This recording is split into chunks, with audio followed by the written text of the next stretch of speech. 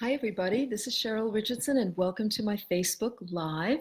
It's been a while since I've been here. I feel like it's maybe 2 or 3 weeks, and I'm glad to be back and to be able to spend some time with you. So I will look forward to seeing who shows up. It's um, it's the middle of the summer here in the States. I know some of you who tune in are in Australia, so it's the middle of your winter. But here it's the middle of the summer, and it's a time when a lot of people start to take vacations, which is a good thing.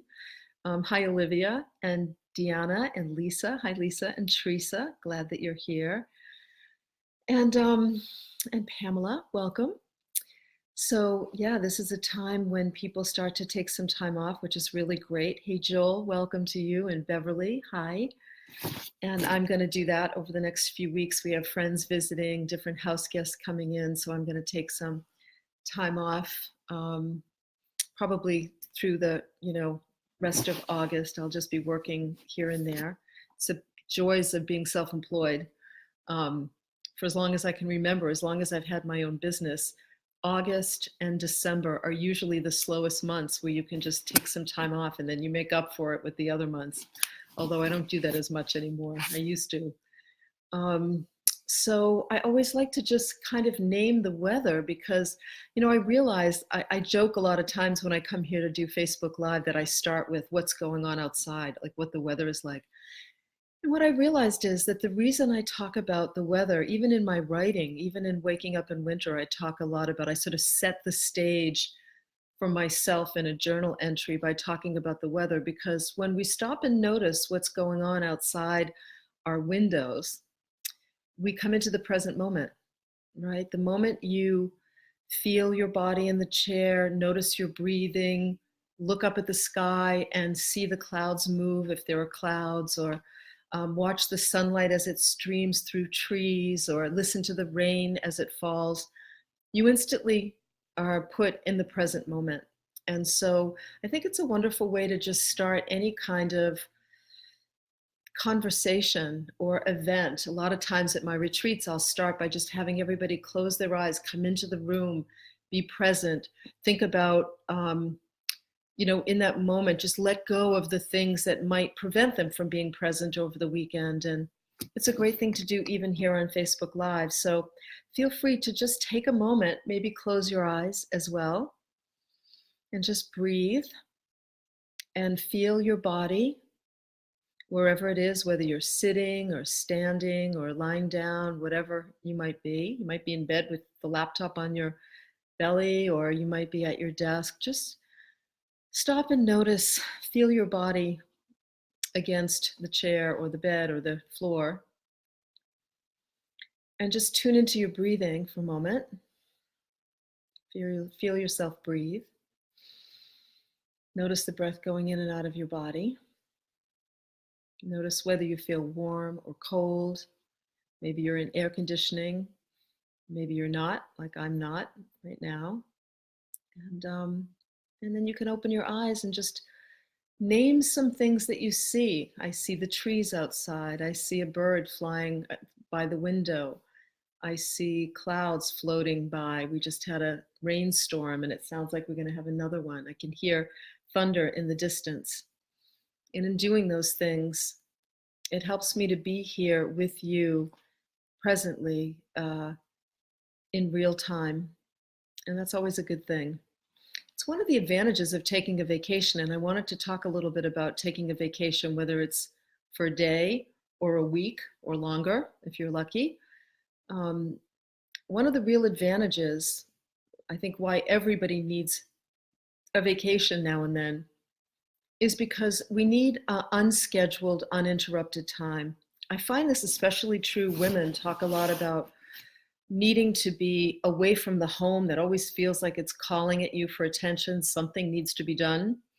I can look around my office right now and automatically see, oh, I need to, pick something up off the floor over there, or my desk is a little bit messy, or there's always something I notice that needs to be done. A lot of times we notice that women have diffuse awareness. We have a tendency to see a wide swath in front of us and to notice the things that are out of place. Men, generally speaking, tend to be more sort of hunter-gatherer focus, hunter-focused, laser-focused on one thing. If they're walking into a room to get something out of the fridge, they're focused on the fridge, and then opening the door and focused on what it is they're looking for. Women will walk to the refrigerator and notice, there's some dishes in the sink that need to go into the dishwasher, or I need to dust that cabinet, or I need to wash that counter. I can see that there's some streaks on the counter. It's a difference generally between men and women. So it's often really good to take a day or a weekend or a week, whatever, to give yourself a little vacation and leave your habitual environment, the environment that you're in on a regular basis, so that you're able to just enter into a more present state of being. Just be present to whatever is going on in front of you, and do things like sit back, stare at the clouds, read a good book, breathe, meditate, enjoy a glass of wine with a friend. Just focus in on resting, rejuvenating, pleasure, having a good time without having to worry about anything that needs to be done. And it takes a while. There was a study done quite some time ago that looked at the 3 best places that entrepreneurs got their best ideas from. And the answers were in the shower, driving in the car, and on vacation. And it usually takes a couple of days of being on vacation before we can kind of shut the busy mind off, and the part of us that's always focused on what I need, either what I've done or what I need to do. It takes a while.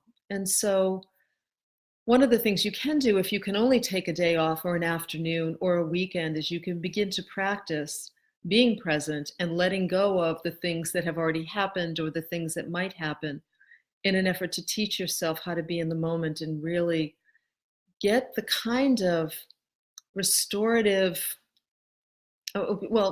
have an opportunity to restore your energy, essentially. Have an opportunity to just kind of breathe a little deeper and relax a little more. Vacations are really important, much like breaks during the day when you're working are important. There was a study done at Harvard that said that most people have an attention span, a focused attention span, if you're lucky, of about 45 or 50 minutes. And then anything after that is just right out the window. You don't remember it. You need a break, and then you come back to focused attention. So sometimes the breaks are happening, throughout the day, interspersed throughout the day. But then there are the bigger breaks of vacation, of a day off, of a weekend off, where you just don't have an agenda. It's agenda-less living. And interestingly enough, when we give ourselves a chance to do that, we often wind up making some of our most memorable, or having some of our most memorable experiences. So think about, you can stop for a moment and close your eyes and just go back in time and think about a favorite memory. A time where you just felt at peace and content and like you were really enjoying your life. And a lot of times, some of those memories have to do with just being somewhere without doing a lot, but maybe being with people you love, your family, your children, your friends, maybe being in nature. Oh, speaking of nature, let's see if I can do this, everybody. Look at the fox. Can you see him in the backyard? I hope you can. Look at this backyard. I am blessed with an unbelievable backyard. Let me know if you can see him, because of course I can't see any of you. But he just came to visit, and I figured, why not show you? Oh, I hope you can see him. He's a beauty. Kind of a young one too. I think it's a teenager. Yeah, there we go. Did you see him? Let me know. I hope you did. I hope that, did you? Let me see. There we go. Oh yeah, you can see it. Okay, great. Oh, too low, damn it. Well, I hope some of you some of you could. So maybe there was a little bit of that time where you could see him. He's just trotting along in the backyard, along the field line, like foxes do. Anyway, oh, I'm so glad some of you saw him. Yes, oh good, you did. I know, I also don't know how close up, I mean, he was sort of far away, but anyway. So those are the kinds of things, nature and animals, wildlife, is one of the ways I actually know when I'm taking good care of myself. When I, at the end of the day, create a gratitude list, or sometimes I'll jot down special little things that happen during the day, and I have a drawer that I keep them in. When I have an opportunity, or when I'm really blessed with the visit from a coyote or a fox or a hedgehog, a groundhog, or anything like that, a deer, a buck. Yesterday morning, there was a buck in the backyard, because wildlife is sort of comes in and out, it sneaks in, it gets, it's not every moment there's a fox running around in the backyard. And so you have to be present in order to catch moments like that. And so vacations, downtime, really important. We've got to be able to shut off the mind. We have to be able to shut off the to-do lists. We have to be able to, we need time to be able to just be, to allow our thoughts, our mind to wander, to be open to creative ideas, to be able to solve problems without having to think about them. In my second book, Life Makeovers, which is 52 different chapters of ways to improve your life, there's a chapter in there called Give Your Brain a Vacation. And it's about taking a challenge or a problem that you're faced with in life and asking your brain to work on that problem while you take a vacation, even if it's just for a couple of hours. I do this a lot. If I have a dilemma, if I need a creative solution to a problem, I'll tell my brain, here's what the problem is, or here's what the challenge is. I'm going to give you till 3 o'clock to figure it out. I'm not going to think about it until 3 o'clock. And at 3 o'clock, I'm going to sit down in my office and I'm going to ask you to tell me what the solution is. Now that sounds a little crazy, doesn't it? And it works 90% of the time, because I go off and I stop thinking about whatever the creative problem is, or the challenge, or whatever it is that I'm trying to figure out, the idea that I'm hoping to get about something in particular.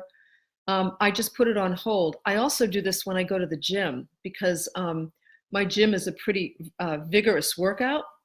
A lot of times what I'll do is, if I'm dealing with a writing, if I need an idea for something that I'm working on writing-wise, or if I'm trying to come up with an outline for an event that I'm doing, let's say, often what I'll do is tell my brain, work on it while I'm working out. And a lot of times I'll be on the rower and I'll be rowing my brains out, and suddenly, boom, all of this information will just come right into my head. Sometimes I actually have to stop and run to my phone to just jot it down. But all of this great information, ideas, creative solutions will come into my head as I'm on the rowing machine or the treadmill or whatever it might be if I'm outside running. So these are, this is an important part of self-care, to make sure you take time off.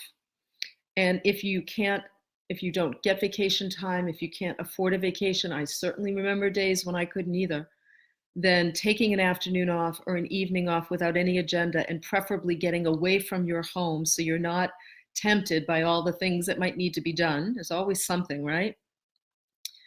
That's really important self-care. It's really important for you to do. So, all right. So I'm going to take a few minutes to answer any of your questions about that, or to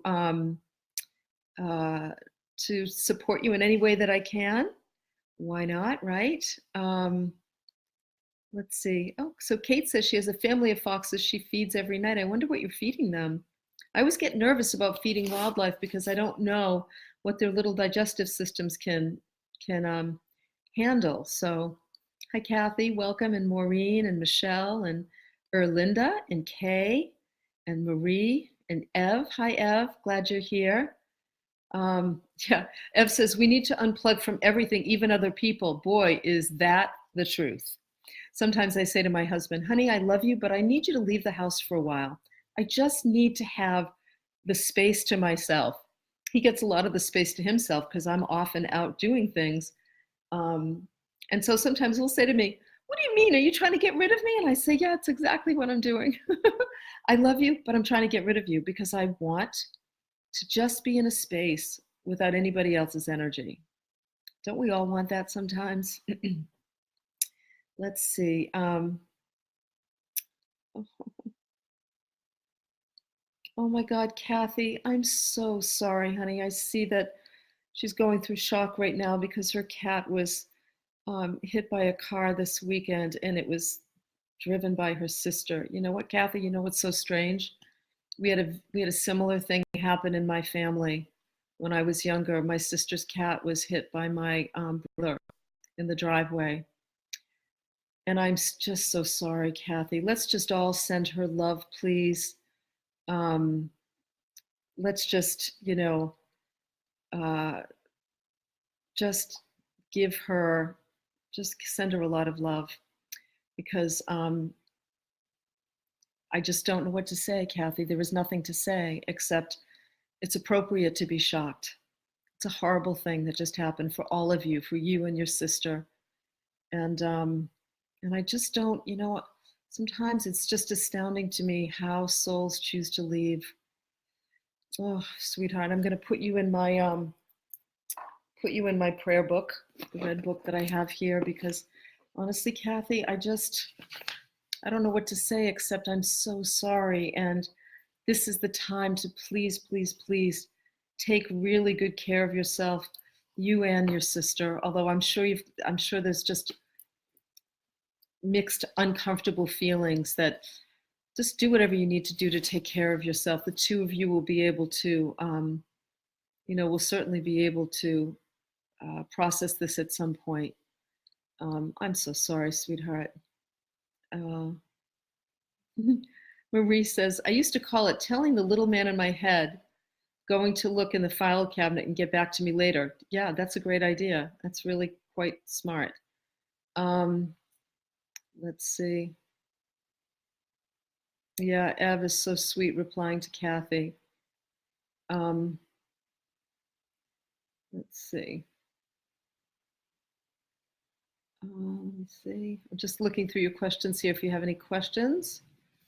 What's the book you mentioned, please? Wow, what was the book I mentioned? Oh, sorry, Life Makeovers. That's what it was. Life Makeovers. It's my second book. It's called 52 Practical and Inspiring Ways to Change Your Life One Week at a Time. But if you just remember Life Makeovers, you'll find it on Amazon. It's really easy. Let's see. Yes, Corazoncita. Corazoncita, am I saying that right? La Colombiana.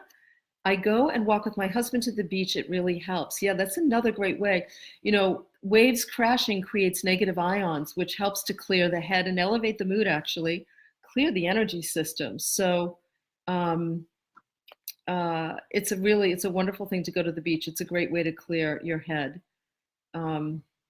Remember to sleep also, Joel says. How many hours do you sleep on average? I really try for 8 hours, Joel. I really love to sleep and I get to bed as early as I can, 10 o'clock, usually at the latest, sometimes even 9:30. And so I usually sleep from 10 to 6 and I really try and I make that a priority as best I can. Cheryl, any recommendations for electronic devices? I'm sadly addicted. Well, the fact that you know that you're addicted is a good first step. So getting support is important. I leave all electronics out of the bedroom and it is uncomfortable in the beginning, without a doubt, Maureen. It's like an addiction. It feels really uncomfortable, but if you can hang in there for a few nights, I get some of my best sleep because I now never take my phone into the bedroom. I leave it in the bathroom charging. I put it on airplane mode, and I don't have a computer, nothing. I have a simple little clock in my bedroom, and that's it. A battery-powered clock, and so that's the first thing. And then I also make a point to do things like, the problem with the phones are that I can run my business on my phone practically, but my phone can also end up running my life. And you don't want that. So I will do things like challenge myself to leave my phone home if I go out, let's say.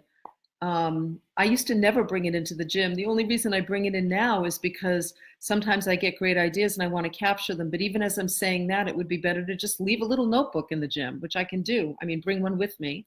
I always have one in my pocketbook. And just practicing going to the bathroom without your phone. Everybody brings their phone to the bathroom, leaving it out and going to the bathroom the old-fashioned way with nothing. Maybe you read a magazine in the bathroom.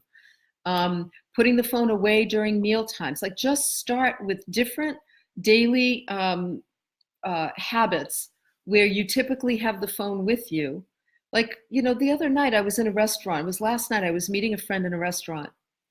And it was a restaurant by a beautiful sunset, and the sun was going down. And I just thought, I could sit here on my phone reading my phone because it's so easy to just read stuff, or I could actually just watch the sunset. And I put the phone in my purse and just sat there and watched the sunset. I just made myself do that. So it's almost like you want to be a good parent to yourself. And you say, okay, what would I do if I were the parent of a child who was addicted to her or his electronics? I would take them away consistently. I would have limited amounts of time where that child could play with the electronics. And we need to do the same thing with ourselves. We survived. I mean, those of us who are old enough survived decades without having a phone attached to our hips. One of the best things I did also, I've mentioned this, I think I wrote a blog about this, is oh my God, the thought went right out of my head. Isn't that funny? Oh, I know what it is. I wrote a blog about going to a cafe once a week with my friend Beth and responding to email. That has cut back my need to be on my laptop or my phone dramatically. If there's something urgent that needs my attention, I'll deal with it. But otherwise, I let everything wait until Wednesday morning when I spend 2 hours after going to the gym responding to all of my mail. And it has been the single most significant improvement to my self-care, I would say, in the last 2 months. And it keeps me away from electronics. So, okay. Somebody else said, are you still hosting workshops? Yes. 2 retreats a year. If you go to CherylRichardson.com, you'll see it. My husband, Michael, and I are doing 3 events. He's going to be at this year's retreat. And then we're also doing an event called Psychic Laser Coaching, which is combining his gift of intuition with my laser coaching here in Massachusetts. You can also find that on the website. Speak, Write, and Promote will be in Florida, Orlando next March. That's also on the website. And I'm doing an event with John Holland in Portland, Maine in October, I think it is. Yes, October. So you can find all of my workshops on the schedule page of my website. All right, let's see. Oh, I love that. I love that people are supporting Kathy. Yeah. Vanessa, nice to hear from you from Ireland. I love Ireland. I just said to Michael the other day, let's go to Ireland this fall for a few days. It's so close to us. How do you self-care in a caring job you have nothing to give and your job is not good for your soul anymore? Well, Vanessa, you need to get a resume done and look for another job. If you know your job isn't good for your soul, then allow life, the universe, God, the divine to support you by taking some action to get yourself out of the job that isn't making you happy anymore. Get a resume done, maybe meet with a career coach, practice some interviewing skills, do some work on discovering what you feel excited or passionate about right now at this time in your life, and change your job. It's not, we spend too much time at work to be miserable. And we want to remember, don't confuse having to make difficult choices with having no choice at all. We always have choices. Sometimes they're hard, but you're worth it. And your soul needs you to take good care of her, without a doubt. All right, let's see. Yeah, Gloria says, I love Life Makeovers. I ran a Life Makeover group at our local hospital. Thank you for doing that. I think that's awesome. Let's see what else. Angela says, I find it so hard to get everything done and keep focused. How do you stop getting distracted? Well, I have a to-do list. I make sure only important things go on the to-do list. And I tell myself, 3 to 5 things a day off of that list, if they can be done, is the limit. I don't have to get everything done. And you don't have to get everything done all at once. How are you going to live your life if you're trying to? Most of us make a career out of completing our to-do list. It's unnecessary. You deserve to live your life first. And so part of the reason that I like Wednesdays as email day, Angela, is because that's focused time. My friend Beth and I sit at a cafe. We hardly even speak to each other. Every now and then we remind each other to get up and move, but we are just focused. And the amount of work I get done in a 2-hour period is equivalent to probably 2 days between dealing with the distractions and everything else that I used to be. So create some ways in which you're just going to set aside time. I love it. My sister Carrie, who wrote a book, What Your Clutter is Trying to Tell You, talks about the Pomodoro Technique, which is setting a timer for 25 minutes and focusing in and doing something in 25 minutes. And when the timer goes off, you get up and you take a break. Those are great little practices as well. And I write about that in Waking Up in Winter as one of my strategies too. So, hey, John. John says, David and I are looking forward to seeing you in October at the retreat. I'm so glad. We got so much out of the last one and we met the most wonderful people. I know. I have the most amazing people that come to my retreats. Can I tell you? I love them all. And by the end of the retreat, they don't even care that I'm there. They're just too busy falling in love with each other and making great new friends. And I think that's fantastic. It's one of my favorite things about the retreat. And John, I'm so glad you and David, I noticed. I'm so glad the two of you are going to be there again. Michael and I look forward to seeing you for sure. Absolutely. Yeah, Michelle says, I started switching off my Wi-Fi router and putting my phone in airplane mode. Really smart, works great. I almost never have my phone turned on. I don't want to hear ringing phones and dinging texts and all of that. Let's see. All right. Just going to look. Yeah, so Mary says, with your phone not in your room, what do you do if there's an emergency and someone needs to reach you? This is what I worry about. Well, Mary, I will tell you that I'm lucky that my husband is a night owl, and if there's an emergency, they'll call him. But the reality is, and I don't know if you have children. If I have children, I'd probably feel differently. And I might trade off with my husband, who's going to have the phone somewhere in the bedroom. I would not have it by the bed. I would have it off near, away from the bed. But I also want to say, Mary, that for many, many years, we all lived without having access to a phone. I mean, without having a ringing phone all the time. Sometimes, well, here's an advanced notion. Just decide, Mary, you're not going to have any emergencies. How about that? I'm not going to have any emergencies while I don't have my phone with me. Now, I know that sounds crazy. My coach used to say that to me. He used to say, Cheryl, you only get to do X, Y, and Z in an emergency. And by the way, don't have any emergencies anymore. If somebody really needs to reach you, they're going to figure out a way to reach you. So that's one of the ways we keep ourselves addicted, is by convincing ourselves that we have to have it nearby. So at the very least, Mary, put it on the other side of the bedroom, turn the volume down a bit so you know it's there, but it's not within reach. Okay? Let's see. Oh, Pia, I'm so glad you're going to be there in October too. That's great. All right. I'm going to just look for maybe one more question, and then I'm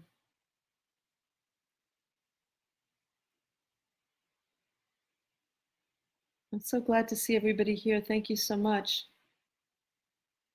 Yes, Kathy says, will you also be doing coaching with Michael's readings in October? Yes, I will, Kathy, absolutely. Robin says, can you address self-esteem? How do you define it and how do you encourage it? I had a friend of mine once years ago who's a therapist who said to me, self-esteem is one's ability to hold oneself in high regard. If you hold yourself in high regard, what does that mean? It means that you care about who you spend time with, because if you hold yourself in high regard, you also want to be with people that will respect you and hold you in high regard as well. It means taking good care of yourself, your body, your mind, getting good rest, so the basics of self-care, eating well. These things build self-esteem. I'm telling you, going to the gym, like exercising, taking care of your body is a way that you're always saying to yourself, I love you, sweetheart, and I care about you, and I'm going to take care of you. Setting boundaries. The art of extreme self-care. Robin, as a matter of fact, Robin, do me a favor, send an email to lisa@cherylrichardson.com, Lisa, lisa@cherylrichardson.com, Robin, and I'm going to send you a copy of The Art of Extreme Self-Care, because that book, along with Stand Up for Your Life, the two of them are really about building self-esteem through good self-care practices. So that will really answer that for you.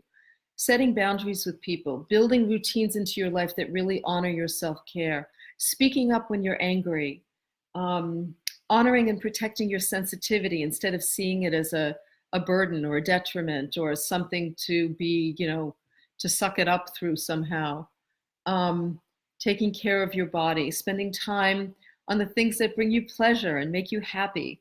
These are some of the ways that we raise our level of self-esteem, Robin, and I would love to send you, I'd love to send you that book as a gift. I like to do that every now and then here on Facebook Live. I think, oh, I'm going to send you a book, girl. So let's see. Okay. Well, you know what? I'm going to wrap it up there at 6:30. And let me just say, so again, there are some spots left in the Self-Care by the Sea retreat in October. I think we're more than half full. I think we're almost like 3/4 of the way full, which is great. And, if you want to come to an evening with Michael and I and you're in the New England area, just check out my schedule page. And I just finished the revisions for The Art of Extreme Self-Care. I have a new version coming out in November that has all new resources. It has a section on forming successful support groups, and it has a preface and an afterword, and then I just sort of did some editing here and there. So that will be out in November. You'll hear more. You'll hear more about that. Otherwise, thank you so much for being here with me tonight. I'm probably going to take the next couple of weeks off because I'm going to be on vacation, but I'll be back, I would suspect, right after Labor Day, unless I sort of pop in an impromptu way at some point before then. But in the meantime, take good care of yourself, please, and I will look forward to seeing you next time. Cherish yourself because you deserve it. You deserve it, sweetheart. Yes, you do. And I'll look forward to seeing you soon, okay? We'll be posting the resources that I mentioned, the books that I mentioned and everything in just a few minutes after this Facebook Live. All right, everybody, take good care. Bye.